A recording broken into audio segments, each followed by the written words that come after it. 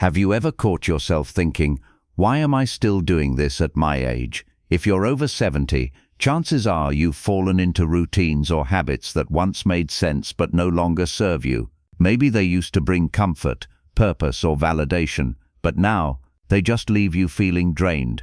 Many older adults keep pushing, physically, socially, even emotionally, as if they still have something to prove. But there comes a point in life when it's not only okay to let go, it's necessary. You've lived through enough challenges, made enough sacrifices, and learned enough hard lessons to know peace is more valuable than pressure, and authenticity matters more than appearances. In today's video, we're going to talk about 5 things people over 70 no longer need to do. Not because you're giving up, but because you're stepping into a new phase of life where your time, your energy, and your well-being are worth protecting. These aren't drastic changes, they're simple shifts, mental and emotional clutter you can finally set down. Letting go of these things may be the most freeing gift you give yourself. Let's start with 1, trying to make everyone else happy. So many people in their 70s and beyond still feel the need to be the peacemakers, the fixers, the ones who say yes when they really mean no. You agree to things you don't feel up to, stay quiet to avoid conflict, or keep giving and giving without being asked how you're really doing. You might tell yourself it's just part of being a good friend, parent, or grandparent, and maybe it once was, but now it's time to reassess. This habit of people-pleasing often comes from a generation that was taught to put others first, where self-care was often seen as selfish. But here's the truth. You've earned the right to speak up for what you need. You no longer have to carry the weight of everyone else's happiness, and the people who genuinely love you, they'll understand. If they don't, that says more about them than it does about you. An older friend once told me, there comes a time when your no is just as sacred as your yes. I've never forgotten that. Because when you start saying no to what drains you, you open up space for what truly matters: real rest, honest connection, and living life on your own terms. Take Carol, for example. She's 74. For decades she was the rock of her family, hosting, helping, holding everyone together. Then one day she told me, I realized I wasn't just tired, I was exhausted, and no one had stopped to ask how I was doing. That moment changed her life. She started saying no more often. And slowly she got her peace and her voice back. That day she made a change. She started saying no when she meant no, and something amazing happened. Instead of falling apart, her relationships became clearer. Some grew stronger, some faded away, but in every case, she felt more alive. You don't need to feel guilty for putting yourself first at this stage in life. In fact, doing so often makes you more present, more available, and more genuinely loving in the moments you do choose to give. You've spent a lifetime giving. Now it's time to receive a little grace for yourself. So ask yourself this: when was the last time you did something simply because it was what you wanted, not because someone expected it of you? If it's been a while, maybe it's time to start again. Not with guilt, not with apology, but with quiet confidence that says, I've lived long enough to know what matters, and I matter too. Number 2, trying to look young for everyone else. There comes a time when chasing youth becomes more exhausting than fulfilling. For many people, that time is after 70. And yet, we live in a world that keeps whispering or shouting that you must fight aging tooth and nail. The creams, the dyes, the surgeries, the filters. The pressure to look younger than you are doesn't magically disappear once you reach your 70s. In fact, for some, it only gets stronger. But here's the quiet truth. Intelligent older adults understand. Looking young isn't the same as being well, and it certainly doesn't guarantee happiness. Too often, the pursuit of a younger appearance turns into a fear-driven cycle. You spot a new wrinkle and rush to erase it. Your hair grays, and you panic over how others might perceive you. But instead of feeling better, you often feel more anxious, because the real issue isn't the wrinkle or the hair. It's the internal belief that aging makes you somehow less valuable. That belief, it's not just false, it's harmful.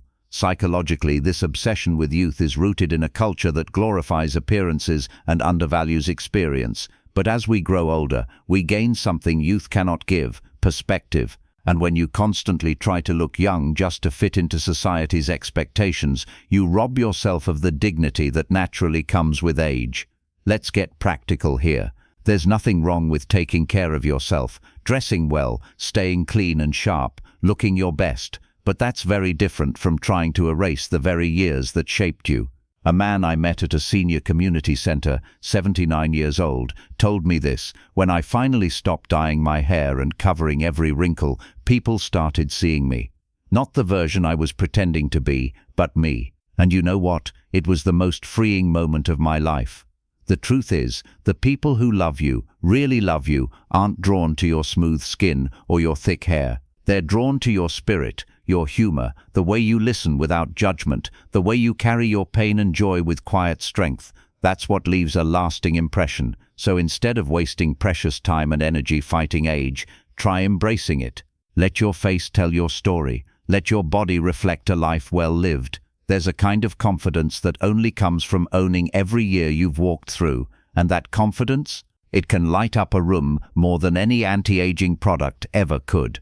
If you're still watching this video and finding these insights valuable, please comment number 2 below to let me know you're here. And if you haven't subscribed yet, I recommend you subscribe and turn on the bell so you don't miss any videos. Your support helps us continue creating good content to inform and inspire you.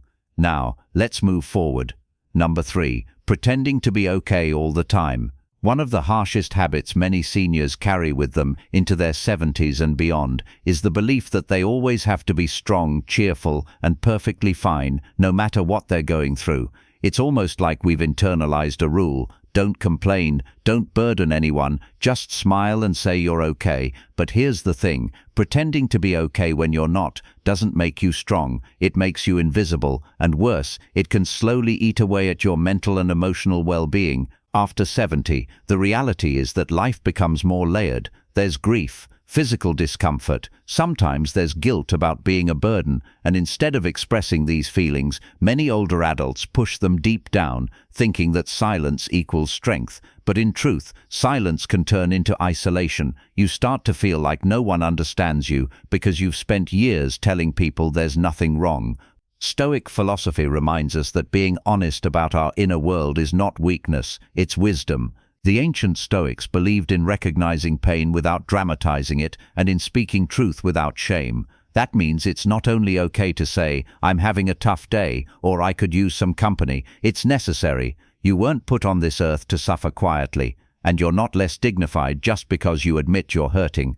Think about this. When you tell someone you're fine while carrying the weight of sadness or fear, you're not just hiding your struggle, you're also closing the door on connection. People around you, family, friends, even neighbors, can't support you if they don't know you need it. And contrary to popular belief, asking for help isn't a sign of weakness, it's a sign of emotional maturity. I once knew a woman named Helen, 82 years old, who spent decades never admitting when she was struggling. After her husband passed, she told everyone she was managing just fine, but behind closed doors she was sinking.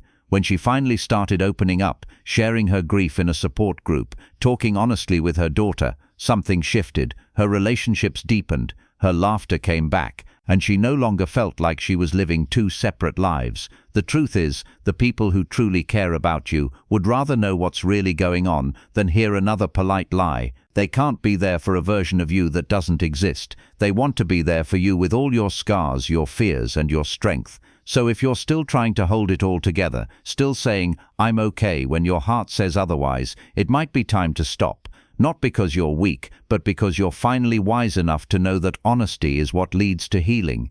And you deserve to be seen, not just as a cheerful face, but as a full, complex, beautifully human being. Number 4. Apologizing for living differently. At 70 and beyond, many seniors find themselves quietly apologizing for the way they choose to live, whether it's refusing to attend noisy gatherings, needing more rest, eating dinner earlier, not keeping up with technology, or simply wanting peace over stimulation. They don't say sorry outright, but the tone is there. "I hope that's okay," "Sorry, I'm not much fun anymore," or "I know I'm being a burden." These small phrases reflect something deeper, a lingering pressure to live up to other people's expectations, even in our later years. But here's the truth. Once you've passed 70, you've earned the right to live life on your terms, not according to someone else's stopwatch or social calendar. The need to apologize for prioritizing comfort, boundaries, or personal rhythms has to stop. It doesn't make you more polite, it makes you smaller, and you weren't meant to shrink in your later years, you were meant to grow into your truest self. Stoicism teaches that we should align our lives with nature and reason, not the noise of society. That means understanding what brings peace, what nourishes the soul, and what drains it. If you'd rather read a book than attend a family cookout, that doesn't make you antisocial. It means you're wise enough to choose what feeds your spirit, and there's nothing to apologize for in that. This quiet habit of over-apologizing is rooted in something deeper. Many older adults were raised to believe that your worth depends on how agreeable, accommodating, or self-sacrificing you are. But as you age, you begin to see the cost of that mindset: exhaustion, resentment, and disconnection from your own needs. You've spent years pleasing others. Now it's time to please your soul. I remember talking to a man named Gerald, 79, who stopped going to church events even though he felt pressured to keep showing up.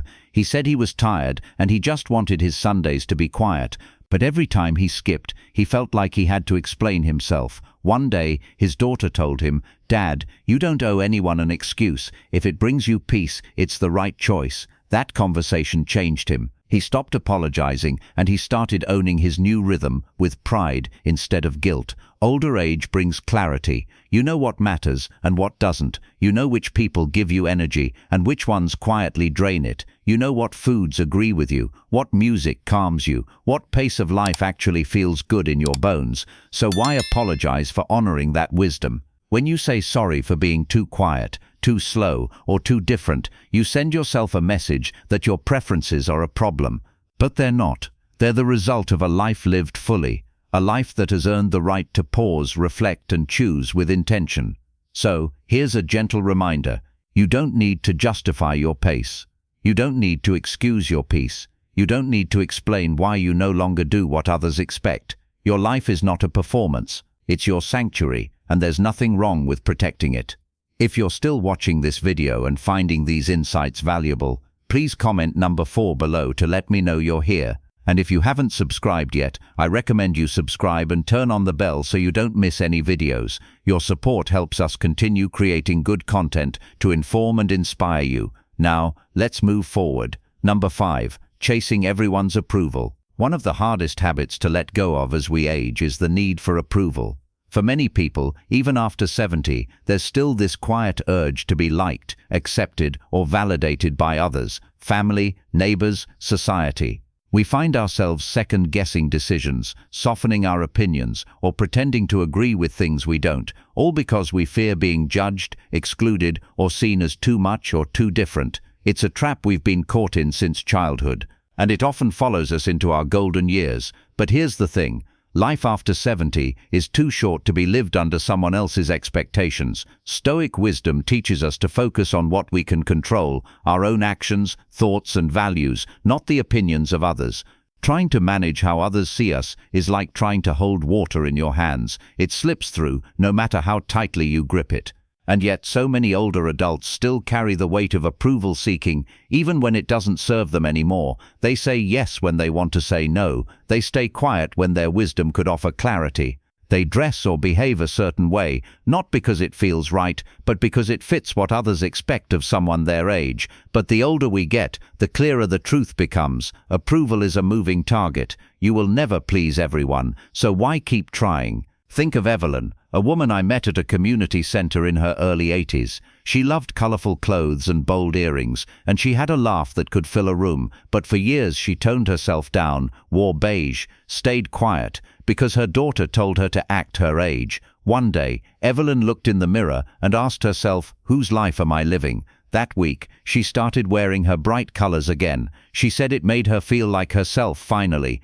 You don't need permission to be yourself, especially not at this stage of life. The people who truly love you will never require you to shrink, pretend, or apologize for who you are, and the people who do, their approval isn't worth the price of your peace. Stoicism reminds us to act according to virtue, not applause. That means doing what's right, not what's popular, speaking your truth, not what's convenient, living with honesty, not performance. Approval is fleeting. Integrity is lasting. So the next time you feel the urge to please everyone, pause and ask, is this true to me? If it's not worth your time. You've lived through so much, decades of experiences, love, heartbreak, growth and discovery. You've earned every bit of the wisdom you carry. So why keep seeking approval like you're still trying to earn your place in the world? You don't need permission to be who you are. This season of life is yours.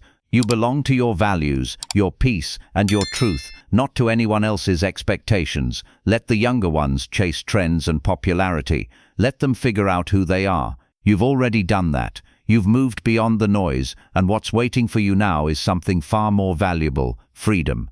Because the day you stop trying to please everyone is the day you start living fully, vibrantly, confidently, and unapologetically. That's the gift of growing older.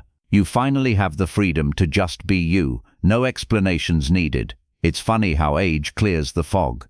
We used to think we had to always do more, be more, keep up. But now we see what really counts: peace over pressure, connection over comparison, truth over performance. So many things that once felt urgent just fade away. The habits we talked about, overextending yourself, seeking approval, living on someone else's terms, those were never meant to last forever. And by the time you reach 70, those old patterns become heavy. Letting go doesn't mean you're quitting. It means you're finally listening to your own voice.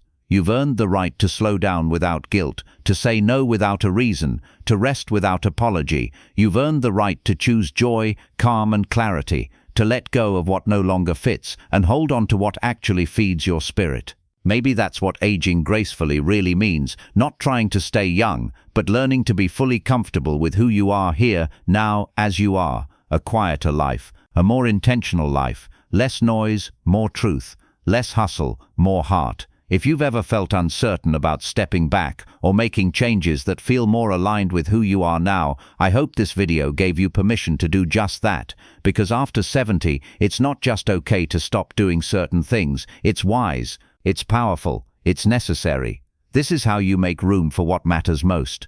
Remember, a meaningful life doesn't have to be busy. A purposeful life doesn't need to be filled with tasks. Sometimes the most powerful act is simply sitting in stillness, knowing you're enough just as you are. So be gentle with yourself, be real, and above all, be free. Because this chapter of life isn't a closing, it's the most honest, liberated chapter yet. Thank you for spending this time with us today. We'd love to hear what resonated with you. Drop a comment below and share one insight you're taking with you and how you plan to live it out. Your voice matters here. If you found this helpful, please like, subscribe, and share. Your support keeps us going and helps us bring more meaningful content your way. Until next time, take care and keep living true.